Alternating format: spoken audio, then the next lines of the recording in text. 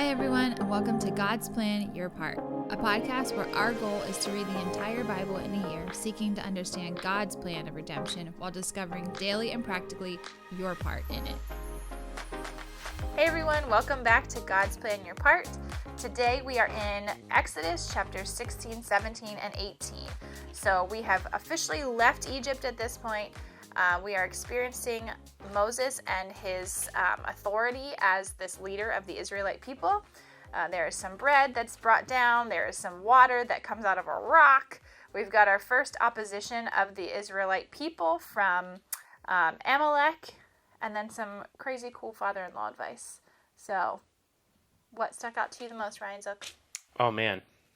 My favorite story in these stories is probably Jethro giving advice. But we could talk a little bit about, we talked about the miraculous yesterday. Mm-hmm. And it's kind of funny how we, spent a day talking about the miraculous, and now today's reading is full of the miraculous. Again, but in much smaller. Well, I don't know that it's much smaller. I mean, their food just falls out of the sky every day. I don't know. And I'm not gonna be quail just are moved to run to the Egyptians. I need God to do that for me when I'm hunting. Actually, that'd be amazing. Because you see, I feel like you would support that decision. Actually, yep, that would save a lot of time. Me being at home by myself. Something that is interesting that comes out of chapter 16, I think, is that this manna, you're only supposed to take what you need. Yes. For the day. If you take more than what you need, it spoils and it gets rotten. It gets worms and all kinds of stuff. But on the sixth day, you're allowed to get double, and the manna doesn't rot and it doesn't sprout worms. And what's happening is God is reaffirming the fact that we as people are designed to need a day of rest. Mm-hmm. We're designed to need a Sabbath. That will become one of the 10 Commandments. One of my favorite things to talk about with the commandment about Sabbath is, for some reason, we take a lot of the other commandments seriously, but we don't take that one seriously. Mm-hmm. So we would never look at thou shalt not kill. I really should be talking about this later. But we would never look at thou shalt not kill and be like, well, it's okay if you kill every once in a while. But we treat Sabbath like, it's fine. Mm-hmm. But God rested on the seventh day, not because he was tired. So in creation, God rested on the seventh day, not because he was exhausted, but that he could model for us what we are designed to do. Mm-hmm. And that is built in to how they're going to live life in the wilderness. It's built in to how manna works. Think about that. God designed manna to feed his people, and he made it to last twice as long on the sixth day so that people could rest. Something interesting about Sabbath is that it's not tired rest, it's spiritual rest. So what you're supposed to do on the Sabbath is definitely seek physical rest, but also seek things that spiritually restore you and remind you of the presence of God in your life. It's kind of lost to us in the English translation, but the Hebrew carries that understanding. So yesterday when we were talking about how important it is to remind your kids about what God has done, that's the kind of thing you're supposed to be doing on the Sabbath day, because it's reminding you of who God is. So what's interesting here is that the people are grumbling, and as they're grumbling, they're speaking against God, basically, hey, why'd you bring us out here to die in the wilderness? And God gives them food, he cares for them, but he also reminds them of how important Sabbath is, because Sabbath is going to fight against your grumblings. Mm-hmm. It's pretty interesting to me. What do you want to talk about, Jenny? I did have one thing about the manna, because I am a mom and I think this way, and I think a lot of the people did too. So Moses actually begins to get really frustrated with the people because, he actually says at one point in the story that he feels like, hey, God, I think they're going to stone me because they're so angry. But some of the people were trying to take more than what they should have. And in my mind, it makes sense because, as a mom, you want to make sure you have enough for the next day. But I think there's a serious flaw in that, because God is supernaturally giving them food. So, don't you think that he's probably going to continue to do that day after day? The assumption is that there's not going to be any the next day, but of course there's going to be some the next day because God is providing it for them. So that's pretty cool. So we move into another instance where Moses is able to give them water via a rock. super crazy, doesn't really make sense at all. And then we have this thing I was talking earlier. It's kind of funny. Like, I envision Moses. So this is like when we were talking earlier about this first instance of opposition towards the Israelites. So Moses sends Joshua to basically go and attack Amalek. Okay, I'm assuming he's like getting too close or something. He's basically presenting some kind of opposition, not good. But in this instance, I guess Moses just sitting up on a hill somewhere on a rock with his arms out. And all I just think of is like those marionette dolls that just are like ridiculous with their arms flailing all over the place. Because as he raises one hand, Joshua begins to win the fight. As he raises his other hand, Amalek wins, or is beginning to win the fight. Ultimately, Joshua like wards them off. But it's just like, it's ridiculous. And like, he's so old that he actually has to have, who was it? It was, who were the two men? Help me. Aaron and Hur. Yep, that was it. Have to hold his arms so that he can like continue to decide the fate of this battle. It's so weird, but we were talking that this is just another way that God is showing the people of Israel that Moses is in charge. This is the guy that I want leading you, so like don't be confused. So it'd be easy to look at this and see that Moses is powerful. Like, wow, Moses is so powerful that when his arms were up, the people won the battle. But it's not that Moses is powerful. It's that God is powerful through Moses. Mm-hmm. And so there's actually dudes holding his arms up in the air so that they can continue to make continue to win the fight. Now, don't forget, Moses is leading a nation of 2 million people. It's a significant number. I'm sure many of those people would rather be in charge. Mm-hmm. Like if you work in a company or you work in a business, think of how many people want to be in charge of that thing. Probably a couple. So if there's 2 million people, like, it's very helpful that God is continuing to establish, no, this is my guy, and I'm going to do things through him. One. Yeah, he is, yeah. That's a hot word these days. Yeah. But that being said, that leads us finally into what your takeaway kind of part for yourself was anyway, with the introduction again of Jethro as Moses is leading all of these people with what seemed to be, in my opinion, I'm an educator, so when I heard this, I instantly was like, oh, these petty people. I would just be like, just go figure it out yourself. Like, you do not need to be coming to me with all your petty little issues. And Jethro kind of, I feel like he has that same mentality a little bit. Like, okay, you need to have a better system here because this is not working. Bringing wisdom to Moses. There's a couple interesting things about Jethro. He's not an Israelite. Mm-hmm. He's a Midianite. And he knows God. And in this story, he makes sacrifices to God and blesses God. Mm-hmm. So this is another instance. I feel like I've been pointing these out over and over and over again to prove that God is not racist and he does not have some special group of people. Jethro is a Midianite. He loves the Lord. The Lord is honoring him. I don't know that there's anything super spiritual to what happens in Exodus 18. You might disagree. You might think that there is. You can send us an email and let us know. It seems like he's just bringing real world wisdom to Moses. Mm-hmm. Like, hey, you can't decide all the problems for all these people, so you need to delegate your authority to other people. He's like Marcus Lemonis coming in Bible times. Your process isn't working. What is interesting, he's similar to Jesus in how Jesus chooses to use discipleship to build the church. Like, okay. Jethro is saying, hey, Moses, like, this whole thing can't rise and fall on you. Mm-hmm. I mean, I am not saying that the church does not rise and fall on Jesus. Please do not tweet me or something.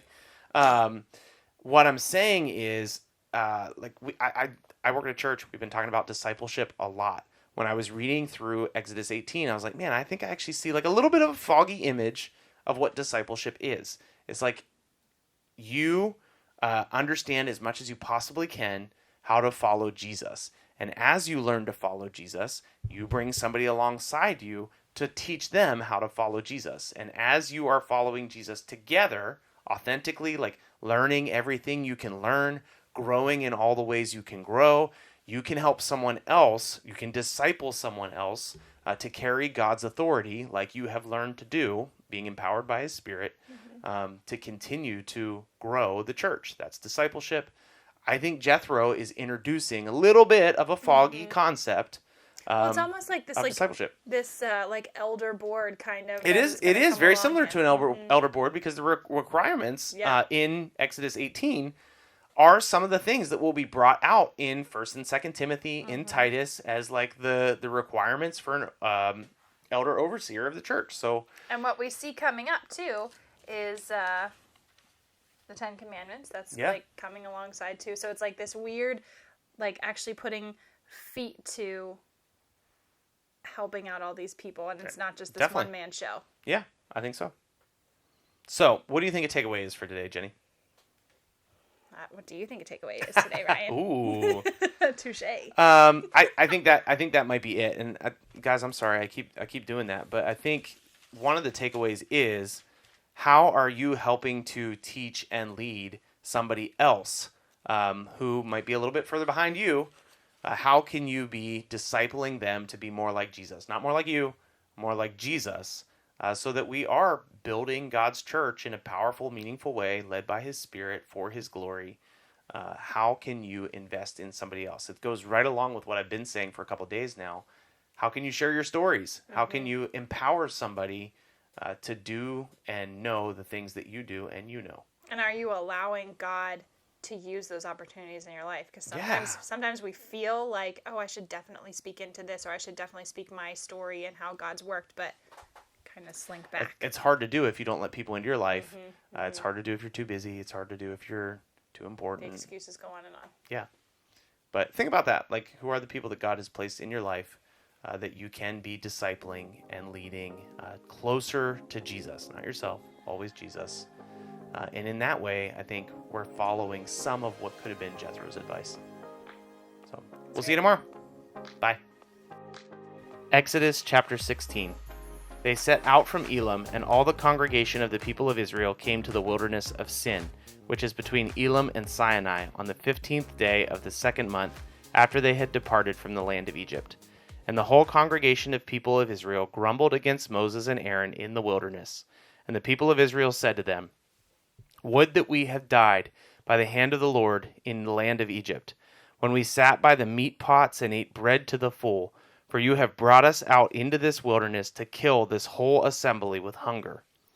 Then the Lord said to Moses, "Behold, I am about to rain bread from heaven for you, and the people shall go out and gather a day's portion every day, and I may test them, whether they will walk in my law or not.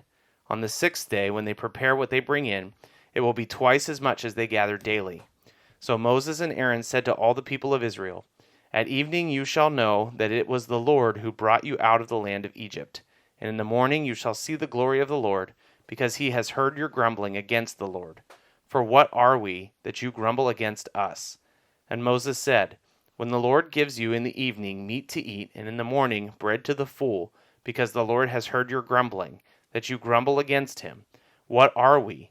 Your grumbling is not against us, but against the Lord."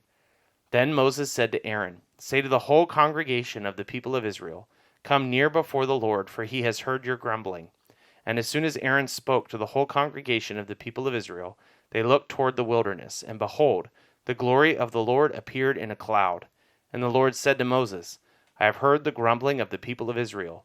Say to them, At twilight you shall eat meat, and in the morning you shall be filled with bread.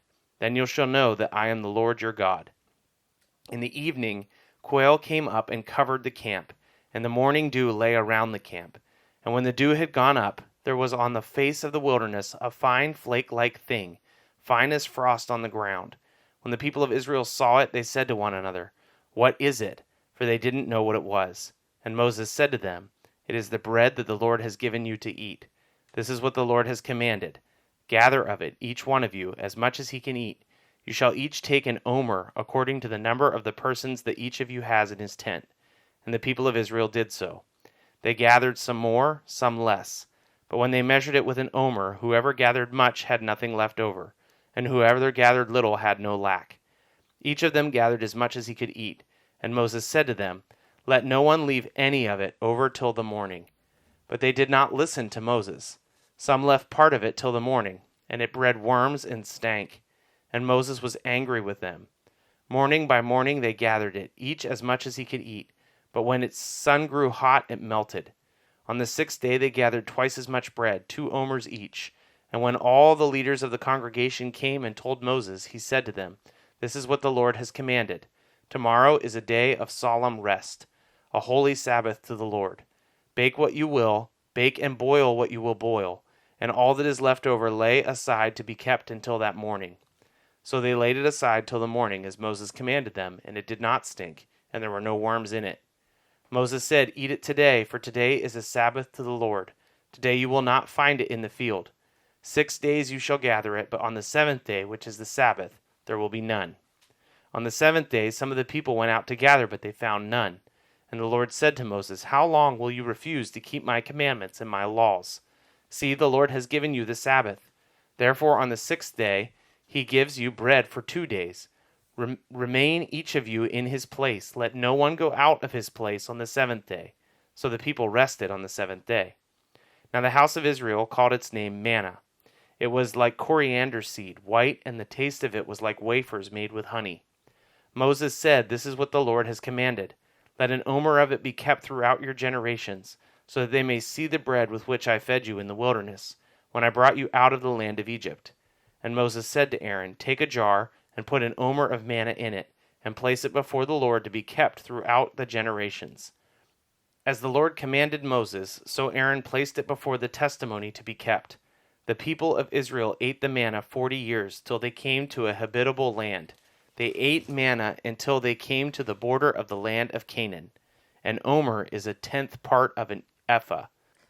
All the congregation of the people of Israel moved on from the wilderness of Sin by stages according to the commandment of the Lord, and camped in Rephidim. But there was no water for the people to drink. Therefore the people quarreled with Moses and said, Give us water to drink. And Moses said to them, Why do you quarrel with me? Why do you test the Lord? But the people thirsted there for water. And the people grumbled against Moses and said, Why did you bring us out of Egypt? To kill us and our children and our livestock with thirst? So Moses cried to the Lord, What shall I do with this people? They are almost ready to stone me. And the Lord said to Moses, Pass on before the people, taking with you some of the elders of Israel, and take in your hand the staff with which you struck the Nile, and go. Behold, I will stand before you there on the rock at Horeb, and you shall strike the rock, and the water shall come out of it, and the people will drink. And Moses did so in the sight of the elders of Israel, and he called the name of the place Massah and Meribah, because the quarreling of the people of Israel, and because they tested the Lord by saying, Is the Lord among us or not? Then Amalek came and fought with Israel at Rephidim. So Moses said to Joshua, Choose for us men, and go out and fight with Amalek. Tomorrow I will stand at the top of the hill with the staff of God in my hand. So Joshua did as Moses told him, and fought with Amalek, while Moses, Aaron, and Hur went up to the top of the hill. Wherever Moses held up his hand, Israel prevailed, and whenever he lowered his hand, Amalek prevailed. But Moses' hands grew weary, so they took a stone and put it under him, and he sat on it, while Aaron and Hur held up his hands, one on one side and the other on the other side. So his hands were steady until the going down of the sun, and Joshua overwhelmed Amalek and his people with the sword. Then the Lord said to Moses, Write this as a memorial in a book, and recite it in the ears of Joshua, that I will utterly blot out the memory of Amalek from under heaven. And Moses built an altar and called the name of it, The Lord is my banner, saying, A hand upon the throne of the Lord. The Lord will have war with Amalek from generation to generation. Jethro, the priest of Midian, Moses' father-in-law, heard of all that God had done for Moses and Israel his people, how the Lord had brought Israel out of Egypt. Now Jethro, Moses' father-in-law, had taken Zipporah, Moses' wife, after he had sent her home along with her 2 sons. The name of the one was Gershom, for he said, I have been a sojourner in a foreign land.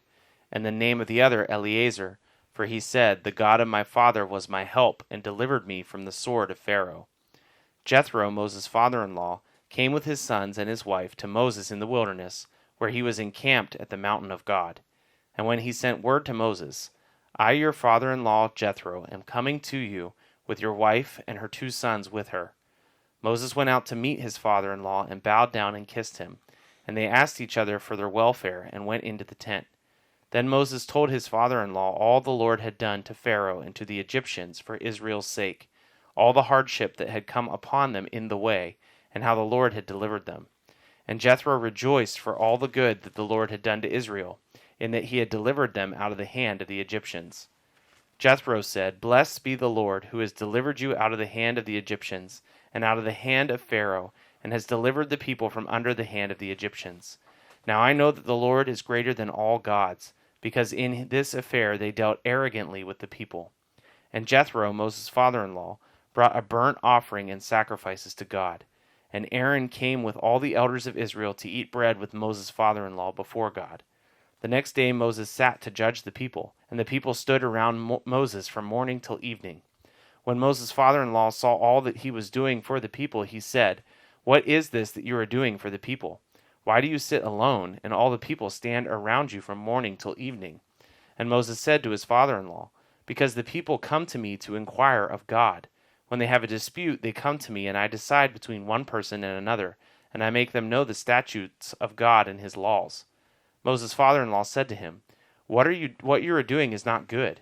You and the people with you certainly wear yourselves out, for this thing is too heavy for you. You are not able to do it alone. Now obey my voice. I will give you advice, and God be with you. You shall represent the people before God and bring their cases to God, and you shall warn them about the statutes and the laws, and make them know the way in which they must walk, and what they must do. Moreover, look for able men from all the people, men who fear God, who are trustworthy and hate a bribe, and place such men over the people as chiefs of thousands, of hundreds, of fifties, and of tens. And let them judge the people at all times.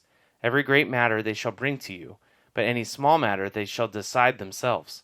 So it will be easier for you, and they will bear the burden with you. If you do this, God will direct you. You will be able to endure, and all the people also will know their place in peace. So Moses listened to the voice of his father-in-law, and did all that he had said. Moses chose able men out of Israel, and made them heads over the people, chiefs of thousands, of hundreds, of fifties, and of tens. And they judged the people at all times. Any hard case they brought to Moses, but any small matter they decided themselves. Then Moses let his father-in-law depart, and he went away to his own country. Thanks so much for listening to God's Plan, Your Part. If anything stuck out to you, if you have any questions, or if you'd like to receive a Bible, you can email us at godsplanyourpart@gmail.com. Also, if you're enjoying the podcast, please consider supporting us through the link in our description. We love that you're on this journey with us, and we hope you have a great day. See you tomorrow.